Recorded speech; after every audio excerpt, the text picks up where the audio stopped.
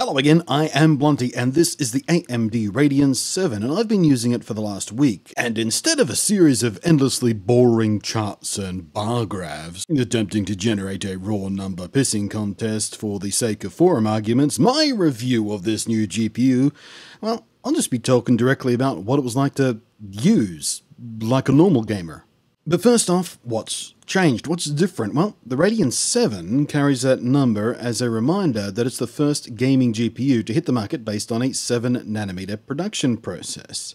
For those of you more interested in results rather than the interesting but nerdy side of what that actually means, basically it lets them shrink the GPU chip down and leads to increased performance and efficiency. It also gave them enough room to slam down 2 more stacks of HBM2 memory, which means the Radeon VII hums along with 16GB, twice the memory of their previous gaming flagship card, the Vega 64, and the memory has a seriously fast up to 1 terabyte per second bandwidth. It's crazy. The silicon is also the second generation Vega architecture, and we love second generation architecture around these here parts. It means they fixed all the little twiggly bits that they missed the first time around. Actually, that said, the first generation of Vega was already pretty good, so because as a personal user of the first generation product, namely the Vega 56, which I've had running in my VR system since it launched, I was very much looking forward to seeing what Gen 2 does. So, with the tweaked and shrunken second-gen Vega chip running with faster clock speeds and 16GB of seriously fast memory, we have what promises to be a very forward-looking GPU that, in addition to whatever it can do on day one here, should be a very satisfying long-term addition to a gaming rig. Because we're already starting to see games and applications that can seriously benefit from more and faster memory than the 4, 6, 8GB that is the current kind of de facto standard in many common GPUs. 8GB of VRAM is already starting to creep in as the recommended amount for several AAA titles today, so having double that not only allows you overhead above what is simply required to have the game run properly in its recommended settings, but gives you a lot of extra room for the future. And when you're spending the kind of money that high-end gaming GPUs like this ask for, because, they're not pocket change, it is a not significant investment, then knowing it's going to last you is important. And that big fat stack of super fast memory is part of that equation here. It's also going to prove very useful for those of you who create content. Video editing, for example, can benefit greatly from having a nice big fat chunk of VRAM. I personally still edit on my MacBook Pro because I very much like Final Cut Pro X, but I have been doing more and more on my desktop PC using DaVinci Resolve, which is proven to be quite nice, by the way, if you want to give it a go. And while I haven't had long enough with the Radeon VII to test this aspect properly myself, if AMD's supplied numbers are to be trusted, and I've no reason not to trust them, they tend to be pretty honest and upfront about this stuff, the Radeon VII is a serious beast for video editing. Now, gaming performance, some of which I've already been showing you here, is pretty damn impressive, and while I don't currently have one in hand anymore, it does trade blows with what an RTX 2080 can do.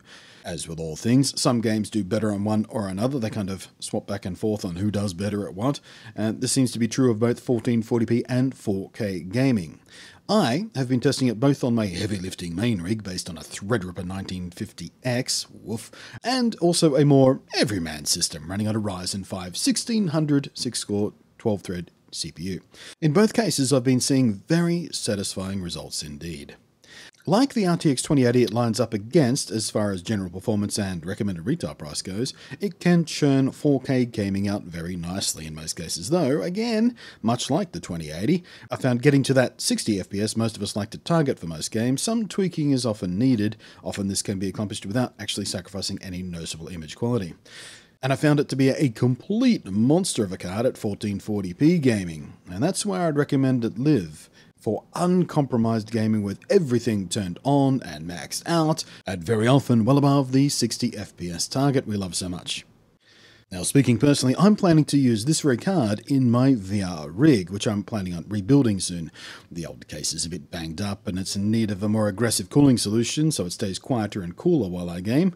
It currently runs on a Vega 56 and a Ryzen 5 1600, which frankly has been working great for me for VR. But I am an insatiable dork with a tech lust that cannot ever be satiated. And in VR applications, the Radeon VII works superbly. The new triple fan cooler design is pretty effective too, kept things well under any kind of thermal limit. It's not the quietest solution I've seen for a GPU. If Asus, Gigabyte or MSI do a custom version, I'd suggest looking very seriously into them, as they all have extremely quiet cooling solutions. That said though, I'd not call this card loud, not by a long shot.